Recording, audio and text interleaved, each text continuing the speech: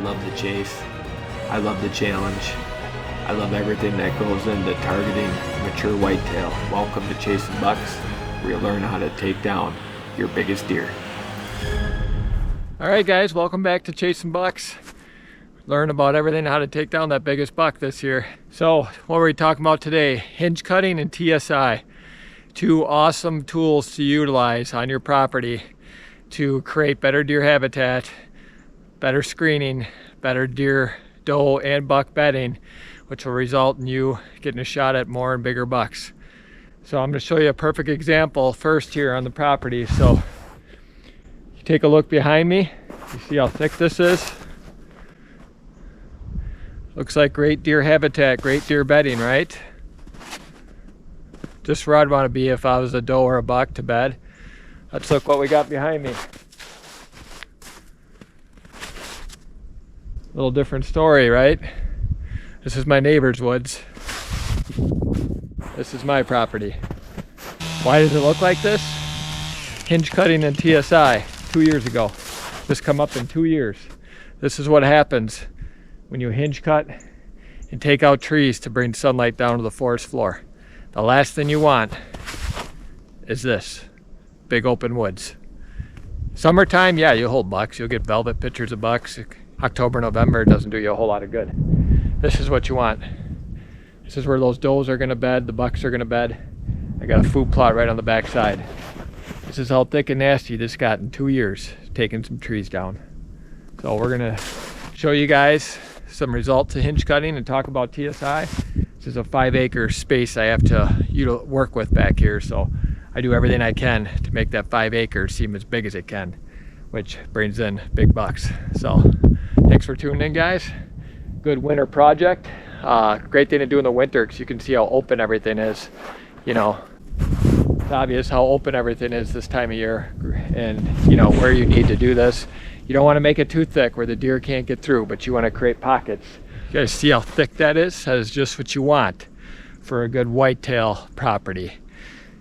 Like guys say, if it's good bunny hunting, good rabbit hunting, it's good property for holding big bucks, because this is what big bucks want.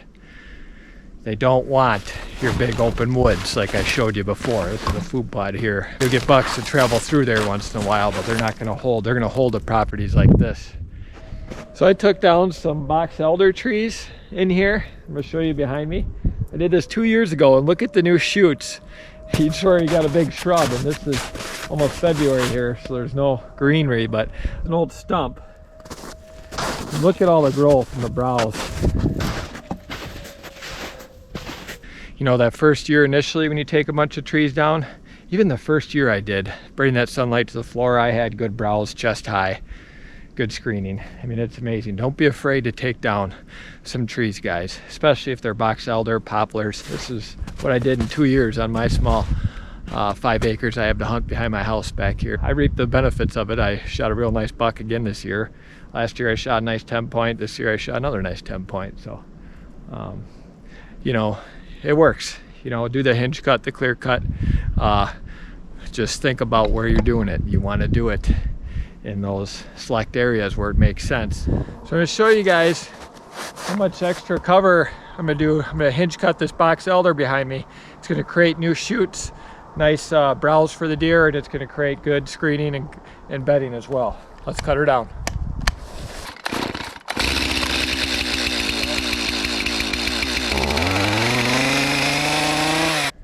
This is what we got now. Big box elder on the ground. Provide excellent screening cover. Look what you got behind me.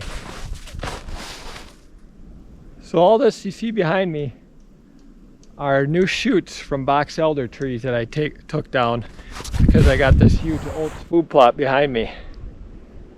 So I took down all these box elders. And these are just all new shoots, but look at the good screening and browse this provides. Look. See how those are just all new shoots? You want your stand placement to be by these hinge cuts, select cuts. That's the biggest thing. You got to have your stands in range, not in bow range of it, but close to where those deer are going to travel to your food plot or where they're going to bed where they can't see it get into your stand. That's the key. So we're talking hinge cutting and TSI today. If you're like me, you've watched plenty of videos on it.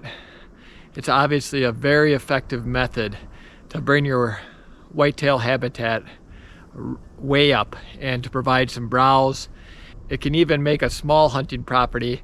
If you're a guy that's just got, 5 to 50 acres to hunt, like myself, you got to do everything you can to enhance these small properties and make them seem bigger than what they are. And a good way to do that is with some proper hinge cutting and TSI work, obviously. TSI to me is kind of common sense. I'm not going to go over that too much, but it's basically, getting the trees that aren't serving a purpose out to bring more sunlight down to the forest floor to create more growth and more browse for the deer. In a gist. And hinge cutting, if you guys aren't familiar with, it's basically what you can see behind me. I got a bunch of box elders and poplars, and you cut that tree not completely off, you keep it alive, about waist height, and it provides all this new upgrowth, which provides the deer with tons of browse. You can see these box elder stumps behind me. All the new shoots they put off when you cut a stump, it's incredible. The browse and the cover it provides for the deer. So something you can do that'll really enhance your hunting property. If you're a serious whitetail hunter, serious about chasing big bucks, some proper hinge cutting is crucial. It's huge. All right, I'm gonna show you guys. Got a little gap here behind the creek in the food plot, kind of an open area. Not a lot going on, but I got a box elder tree that's still alive but not doing too well. So what I'm gonna do, I'm gonna hinge cut that, lay her down, and show you the cover and the bedding. Cover, bedding, and screening I'm gonna provide by taking this one tree down. I'm gonna hinge cut this box elder behind me. It's gonna create new shoots, nice browse for the deer, and it's gonna create good screening and bedding as well. Let's cut her down.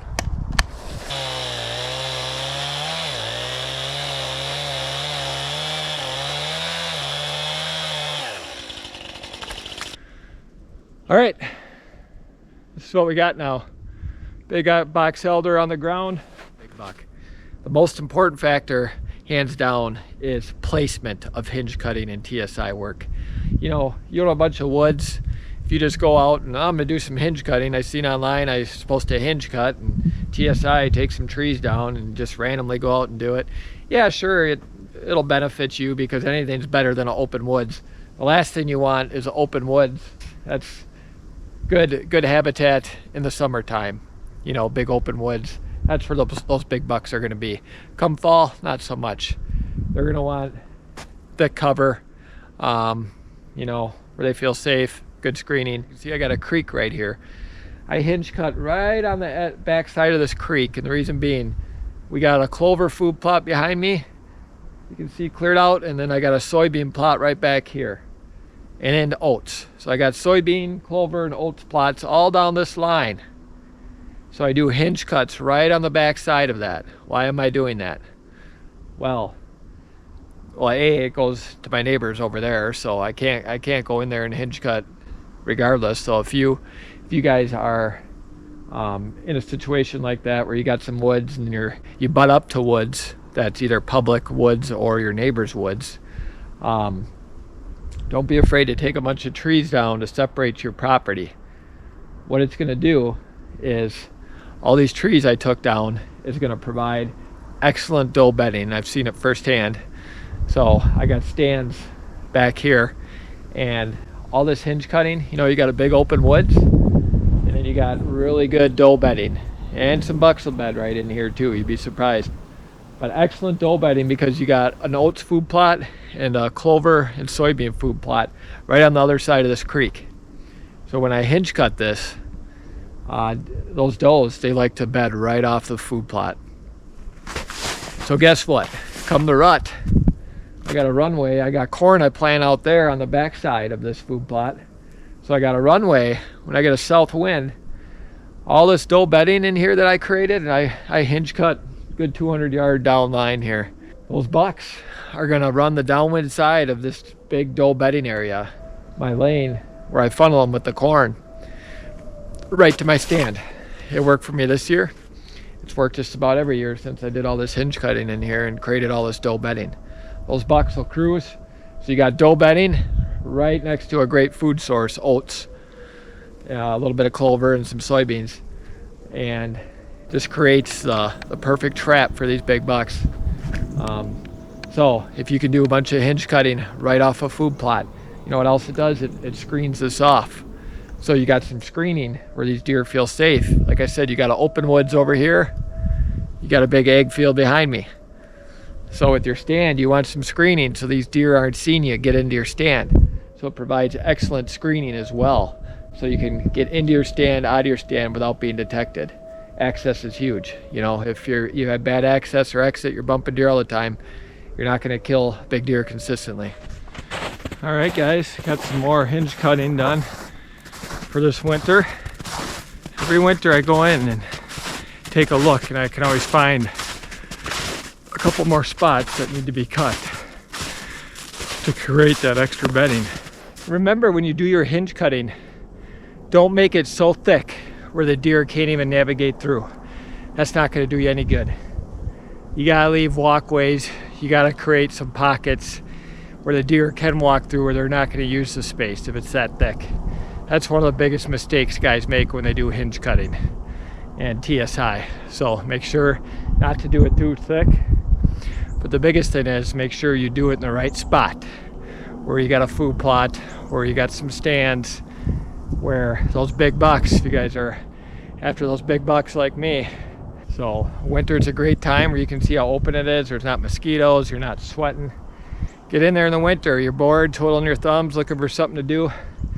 Pretty mild winter here in Wisconsin. I'm actually sweating today. It's mid-30s, so it's a good day to get out and do some hinge cutting to improve your habitat, help your chances to take down that big buck. I do every little thing I can to increase my chances of taking down the biggest buck in the neighborhood every year. And hinge cutting and TSI work is a big part of it. So hope you guys enjoyed the video. I'll be bringing you another one next week. Try to bring you one every week. All right, guys.